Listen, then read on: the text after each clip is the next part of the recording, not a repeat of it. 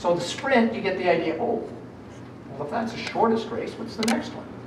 The sprint race is 750 meters that you swim. So if you go into a regular 25-meter pool, you're swimming 30 lengths.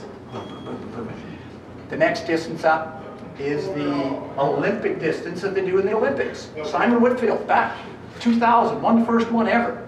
Met Simon Whitfield. My son threw up on Simon Whitfield's feet. That's another story. But anyways, now you're swimming 1,500 meters, so 60 lengths of the pool. You're biking 40 kilometers, so sort of like from here over to the nice south side and back, and there and back again, and then you got to run 10K. And I figured I could do that. I could do that. So my first Olympic race was at Horilac Park. Now, for those of you who haven't been to Horilac Park, you've got a nice pond there. And in the pond, there's all these lovely ducks and geese. And at the bottom of the pond is about this much goose poop.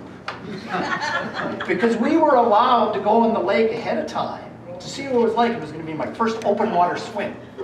When you're swimming in the pool, it's fun because you've got a black line on the bottom and you look at the black line and you swim straight. But when you're over water, you don't know where you're going unless you're lifting your head up to look. You guys swim around the lake there, 2 laps. So I go, I'm going to try and see what this is like. So I get in the water, I've got a wetsuit on, and they treated the water to kill all the little bugs. And I decided, well, what if I get a cramp and I have to stop partway through? Can I touch the bottom?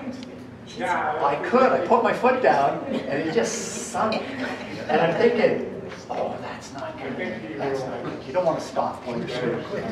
So I pull that foot out, and just sucking like it'll suck a rubber boot off your foot out of the mud. I pull it out. Oh, this is terrible. And I go swimming, and I go, well, can I cut it close to the island as I'm coming around here? Put your arm in, and you're pulling through weeds, and it feels like there's an octopus grabbing onto you. And I'm thinking in my head, why am I doing this stuff? Why would I?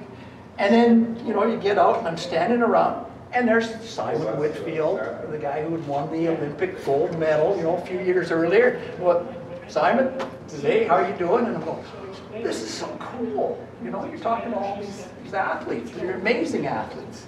So I said, okay, I'll do the race. And I'm racing this guy who's in my age group. I know he's in my age group because he's really old. And on the bikes, on your bike, you put a number. And in this case, it says 233, so I'm athlete 233, and I'm in the second race. So there's this old guy, and I knew I was racing him, and he was from Calgary. I was talking to him, and I said, I was away from Calgary. He said, oh, okay, this is cool. So we go up, and we're standing on like the starting blocks. It's a long platform, and as we're leaning over, and I'm thinking, I got to get in this guy's head. I got to psych him out. So we're standing on the edge, and I lean over, and I go like this.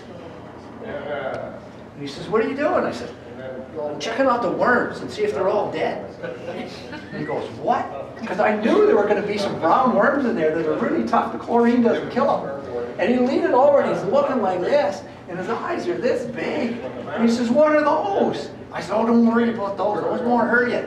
Those won't hurt you. It's the ones further out you got to worry about. So when the horn goes to start the race, I got my goggles on, I'm running into the water to swim, and he's still standing there like this. So I beat him. Other people beat me, but I beat him, so I laughed about it afterwards with him. So I did that race. That was the Olympic distance. I did okay. I didn't finish in the top 10 or anything like that, even in my age group, because people come from all across Canada to do that race. But I did okay. I was happy. We fast forward a few years, 2007. In 2007, I did the half Ironman from Stony Plain. So again, we're talking doubling distances. Half Ironman, 3-kilometer swim, 180K bike ride, and then a 21K run. That's a half marathon. So I trained and trained and trained and trained and drove my wife crazy. And she said, you're never doing that again. I'm going, why not? She said, because you're an idiot. I guess I wasn't a very good husband during all that training. So I realized, oh, I'll back off. I won't do any of those again. But I did okay. I set a goal of 6 hours for the race. I did it in 6 hours, 5 minutes. And I I got my big medal. That's where my big medal came from. This guy right here. Oh, this guy right here. Kind of proud of that one because that was a big race. So I did a big race. Walked away. Because I'd done that race and all that training, I figured I'm in pretty good shape. I'm going to do that 4-lug race again. And this time I'm going to compete and I'm going to be fast. And I'm not going to worry about psyching anybody up. I'm going to win that race. And by then, I had bought some speed. You get old, you don't try to train to get faster, you just buy some speed. Because this thing is really, really light. And it's really, really fast.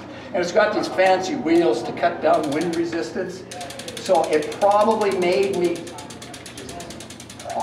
half an hour faster in the race. Because instead of averaging 30 kilometers an hour on the bike, I was averaging close to 35 kilometers an hour on the bike. And you're only going 40 kilometers in that race. So I figured, okay, I got the fancy bike, I'm fast, and I was fast. I managed, not to win the race, but I managed to qualify for a race in 2008 in Vancouver, which was the World Championships. And people that I know are going, you?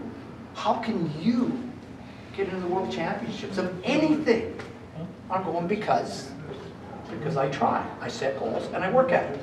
So I qualified, I'm supposed to go to Vancouver, but then I'm going, I don't want to embarrass myself in front of the whole world because there's people coming from everywhere in the world to do this race and I don't want to be last. Ended up injuring myself, not being able to race, but I did get the fancy jacket to go with and the fancy uniform, which I wear all the time. So I'm going, this is pretty good, but I'm not doing any long races anymore because my marriage is a little more important than doing the race. Something happened after that. That was 2008 for the race. And something was coming up in 2010. And in 2010, the Winter Olympics were coming to Vancouver. And along with the Winter Olympics, there was the Olympic Torch Relay